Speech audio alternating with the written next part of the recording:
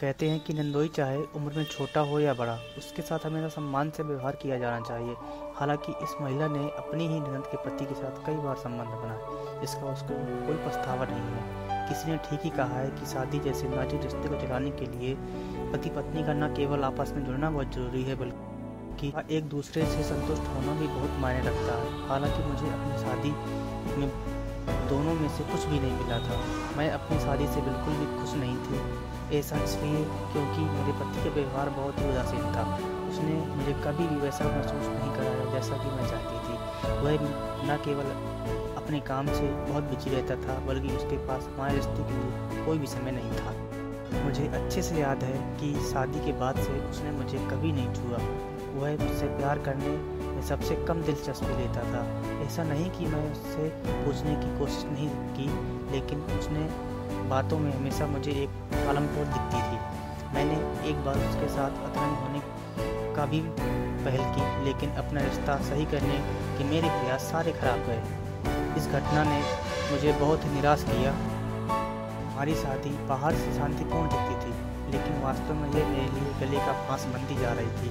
मैं अपनी भावनाओं को बाहर निकालना चाहती थी। मैं अपने पति से प्यार करना चाहती थी, लेकिन मेरे पति हमेशा जानबूझकर जल्दी सो जाता था। एक दिन ऐसा आया कि मैं इस प्रेमहीन विवाह में एडजस्ट करने लगी। मैंने अपनी शादी से सारी उम्मीद छोड़ चुकी थी। अचानक मेरी ननद के पति, जो लंदन में रह रहे थे, सदियों बाद हमसे मिलने आ गए। वह देखने में बहुत ही आकर्षक था। उसकी पर्सनैलिटी काफ़ी अच्छी थी। वह ऊर्जा से भरा हुआ लग रहा था। उसके पास एक मर्दाना स्पर्श था, जिससे मुझे एक बार में इस तरह से सोचने पर मजबूर कर दिया था। हालांकि मैं अच्छे से जानती थी कि मेरा उसके लिए सोचना काफ़ी गलत था, लेकिन मैं इसका विरोध नहीं कर सकी। उसके प्रति मेरा आकर्षण बढ़ता ही चला गया था। एक दिन मैंने उसे अपने पति के साथ अपनी वैवाहिक समस्याओं के बारे में बात करते सुना। वह बता रहा था कि उसके और उसकी पत्नी के बीच लंबे समय से काफ़ी तनाव चल रहा था। वह मेरे पति और अपनी बहन से बात करने के लिए भी कह रहा था। हालांकि उसकी बातों में काफ़ी परेशानी थी, लेकिन मेरे लिए यह सब राहत देने वाला था। मैं नहीं जानती थी ऐसा क्यों हुआ, लेकिन मेरा दिल उसकी बातें सुनकर खुश हो गया। इसके बाद हम सब खाना खाने के लिए डिनर टेबल पर इकट्ठा हुए, जहां हमने एक दूसरे से नजरें चुरा ली। एक दिन जब मैं उसे उसकी चाय देने उसके लिए कमरे में पहुंची, तो हमने एक दूसरे को सामान्य से अधिक देर तक देखा। ये काफ़ी अजीब था, लेकिन इस दौरान मुझे ऐसा महसूस हुआ जो कि पहले कभी नहीं हुआ था। उस रात मेरे पति भी अपने काम से बाहर गए हुए थे। घर पर हम दोनों ही अकेले थे। वैसे भी काफ़ी दिनों से अच्छा महसूस नहीं कर रही थी, जो शायद उसको भी पता चल चुका था। इस बीच वह चुपचाप से मेरे कमरे में आया। उसने मुझे बेड पर लेटा देखा। मैंने भी उसको अपनी तरफ आते देखा। इसके बाद हम दोनों ने एक दूसरे को किस कर लिया। हम दोनों न केवल एक दूसरे के करीब आए, बल्कि हमने संबंध भी बनाए।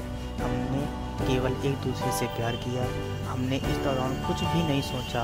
हम दोनों इस पल में रहना चाहते थे। घर पर सहने के दौरान हम अक्सर एक दूसरे से प्यार करने का मौका ढूंढते थे।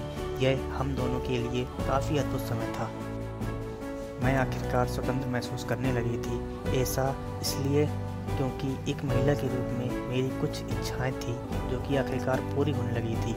मैंने कभी भी अपने पति को धोखा नहीं देना चाहती थी, लेकिन उसने मेरी कद्र नहीं की। मैं उससे बहुत प्यार करती थी, लेकिन उसके लिए यह रिश्ता नाम का था, जिसे वह चाहकर भी ख़त्म नहीं कर सकता था। एक दिन ऐसा भी आया जब वह अपनी पत्नी के पास वापस लंदन लौट गया। मैंने भी उसे नहीं रोका। ऐसा इसलिए क्योंकि हम में से कोई भी अपने साथी के खिलाफ जाने को तैयार नहीं था। हम अपना सारा जीवन एक साथ होकर बर्बाद नहीं कर सकते थे। इसलिए हमने अपने बीच के रिश्ते को हमेशा गुप्त रखने का फैसला किया, जिसका मुझे कोई पछतावा नहीं है।